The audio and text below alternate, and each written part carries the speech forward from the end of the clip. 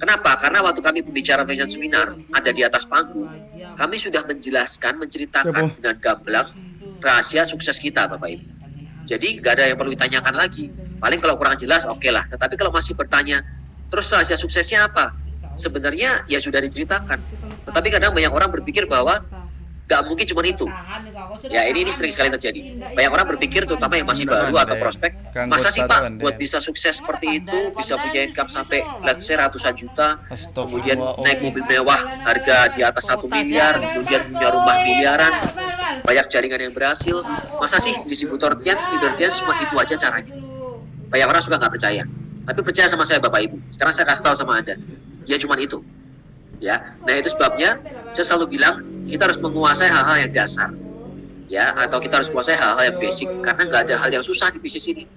Kalau Bruce Lee pernah bilang, ya, Bruce Lee seorang legenda pernah bilang, saya lebih takut dengan seseorang yang menguasai satu jurus, tetapi dia berlatih ribuan kali, daripada orang yang menguasai ribuan jurus, tetapi dia hanya berlatih satu kali. Nah, itu maksudnya apa? Hanya hal dasar yang harus kita kuasai untuk bisa berhasil di bisnis. Cuma sedikit, itu aja, itu lagi. Tapi kita praktekkan selama bertahun-tahun, bahkan kalau dalam hal saya, sudah 18 tahun lebih saya di bisnis ini, itu saya praktekkan terus selama 18 tahun, sehingga saya berhasil, Bapak Ibu sekalian. Sebenarnya simpel. Ya, saya tidak mempraktekkan ilmu-ilmu yang aneh-aneh selama ilmu-ilmu yang ratusan atau ribuan jurus, ribuan ilmu, terus saya hanya lakukan 1 kali, 2 kali, 1 bulan, 2 bulan, enggak. Ya, faktanya saya butuh waktu 1,5 tahun buat jadi bintang 8. Jadi 1,5 tahun saya melakukan yang namanya presentasi terus Bapak Ibu ya, ke pertemuan rutin, prospecting dan sebagainya. Nah setelah 3 tahun dapat BMW. Yang saya lakukan berarti gimana? Lebih panjang lagi dong, sudah 3 tahun kok. 5 tahun saya dapat villa. Artinya apa? Ya lebih panjang lagi saya lakukan. Hal yang sama juga kok, tetap presentasi, tetap follow up, tetap ke pertemuan, tetap konsultasi dengan upline ya. Nah ini makanya saya bilang skill dasar. Anda yang sudah bertahun-tahun pun mungkin Anda harus dengerin lagi, Anda harus ingat lagi. Sebenarnya kita lakukan juga hal dasar Bapak Ibu sekalian. Apalagi ada yang masih baru ya. Oke. Ada beberapa. Poin pertama, yaitu impian.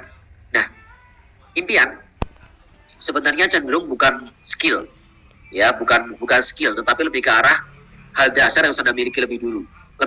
Makanya saya bilang lebih ke arah psikologis atau mental, bukan ke arah skill sebenarnya, ya. Tetapi ini Anda harus punya dulu, karena kalau misalnya Anda tidak punya impian yang kuat dulu di bisnis ini, Anda akan gampang berhenti. Intinya bisnis yang kita kerjakan Bapak Ibu, ini bisnis mental, bukan bisnis kerja keras. Karena kalau hanya sekedar kerja keras, mohon maaf, di luaran sana, tukang ojek, tukang becak, petani, mereka lebih kerja keras daripada kita. Mereka panas-panasan, mereka hujan-hujanan. Tetapi di bisnis ini kita masih mengalami. Ada downline nggak datang ke pertemuan offline misalnya, dalam kondisi normal ya. VS, Grand OP, aduh nggak bisa datang Pak, kenapa? Hujan deras. Contoh paling simpel. Tetapi Anda nggak melihat orang-orang yang mereka di luaran sana, yang tadi saya bilang, seperti mohon maaf tukang ojek atau tukang atau petani atau misalnya tukang beca, yang mereka toh nggak pernah beralasan tuh hujan deras, jadi saya nggak bisa nganterin pesanan tukang ojek misalnya atau ojek online. Nggak kok, saya berapa kali pesan makanan ternyata pas di jalan hujan deras dia tetap jalan kok. Saya bilang berteduh dulu aja Pak, dia tetap jalan. Ya, jadi artinya kalau bicara kerja keras, kita tuh nggak keras-keras sama Bapak Ibu sekalian. Ya, tukang batu, tukang bangunan lebih kerja keras lagi Bapak Ibu sekalian. Tetapi di sini kita lebih ke arah mana? Kerasnya itu lebih lebih beratnya itu kita ke arah mentalnya yang kita bangun. Impian dan sikap sebenarnya ya. Nah, impian ini berat fondasi. Anda harus posisikan diri Anda di bisnis ini. Anda mau bangun bisnis Anda, kita bicara bangunan atau gedung ya. Anda mau bangun setinggi apa? Kalau Anda mau bangunnya setinggi 1 tingkat, ya sudah, impian Anda cuma 1 tingkat. Kalau Anda mau bangunnya setinggi 10 tingkat, artinya Anda harus siapkan dari awal impian Anda setinggi 10 tingkat. Meskipun tentunya bisa bertahap. Karena impian pun itu bisa kita bangun secara bertahap. Buku impian juga bisa ganti. Buku impian saya sudah yang ketiga, Bapak Ibu. Karena yang pertama sudah habis, yang kedua sudah habis, mulai bikin yang ketiga gitu ya. Tapi yang pertama ya itu jelas memang sangat-sangat remeh. Cuma sekedar punya handphone baru. Handphonenya pun ya biasa Bapak Ibu sekalian ya. Dan itu sudah sekian belas tahun yang lalu ya. Kemudian punya pindah kos-kosan yang punya ada garasinya karena saya mau punya mobil. habis itu baru naik ke punya apartemen ternyata, kemudian punya rumah yang garasinya besar gitu ya. Itu buku impian yang kedua, punya rumah saya sekarang ini yang nilainya 10 miliar di Bandung dengan garasi 4 mobil plus carport bisa 2 mobil lagi, jadi total 6 mobil. Itu sudah impian yang kedua ya. Oke, nah ini adalah impian itu ibarat fondasinya. Kalau Anda pengen bikin bangunan yang tinggi, Anda harus bikin fondasinya juga makin kuat. Makin ke atas bangunannya, makin dalam fondasinya. Itu satu patokan Bapak Ibu sekalian. Nah, yang namanya sukses itu impian dan sikap 92%. Skill yang teknis, maksudnya skill teknis di sini itu hanya 5%. Ya, makanya kenapa Anda harus benar-benar baca buku-buku positif yang membangun impian dan sikap. Itu supaya buku-buku awal Anda diajarkan oleh para atlet Anda. Buku-buku awal yang kita baca, buku positif, itu arahnya ke arah impian dan sikap. Kalau ke slow quadrant, jelas bukan impian. Itu hanya pengetahuan. Tetapi Anda ngerti tentang konsep bisnis MLM, potensinya seperti apa. Tapi Anda diajak baca buku apa? Yang 2 buku pertama, berpikir berjiwa besar, mencari kawan, pengaruh orang lain. Buku pertama ke arah impian, yang kedua arahnya kemana? Ke arah sikap. Ya, bagaimana kita bersikap berhubungan dengan orang lain. Kemudian buku-buku yang lainnya, ya, personality plus dan lain-lain, ya. Nah, kemudian sisanya 5% itu skill teknis. Jadi yang namanya presentasi bisa lancar, itu teknis. Ya, kok bisa ngomong online lancar Pak? Kok bisa ngomong offline lancar? Di panggung kok bisa ngomong 1 jam di VS gak berhenti, tapi kok lancar-lancar aja? Itu skill teknis Bapak Ibu. Anda butuh waktu, ya, butuh waktu mungkin bisa bertahun-tahun buat bisa bicara VS lancar gitu. Tapi awalnya home meeting dulu, yang masih keringetan, masih susah gitu kadang ya, home meeting aja susah awalnya kita semua begitu ya. Tapi semuanya proses. Kemudian kita yang kedua yaitu sikap. Nah, kalau bicara sikap ini sebenarnya ada banyak banget, luas sekali namanya sikap Bapak Ibu sekalian. Jadi saya hanya akan ambil sedikit aja.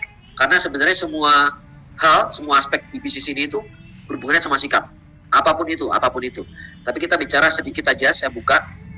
Ya, yang pertama, sikap terhadap diri sendiri. Maksudnya apa? Anda yakin nggak bahwa Anda di bisnisnya ini Anda adalah seorang pengusaha sukses? Kalau Pak Luis selalu bilang sama saya dulu, dari awal saya bergabung dan waktu beliau masih pakai mobil Starlet butut ya, bahkan belum dapat BMW tahun 2002 itu ya, beliau bilang sebelum kita sukses kita sudah harus berpikir sukses ya. Jadi waktu kita sukses ya kita biasa aja. Kenapa? Sudah terafirmasi ya. Jadi waktu saya terima BMW tahun 2005 di Malaysia, saya butuh waktu sekitar 3 tahun, banyak grup yang nanya, Pak gimana perasaannya? Saya bilang ya oke, saya senang, tapi ya biasa aja ya. Bahkan waktu saya terima villa dalam setahun, waktu tahun 2006 saya terima kapal pesiar pesawat sekaligus villa Bapak Ibu sekalian, nilainya hampir 2 miliar rewardnya dalam dalam 1 tahun saja, tahun 2006 saja Bapak Ibu. Dan banyak yang nanya, downline terutama, gimana perasaannya?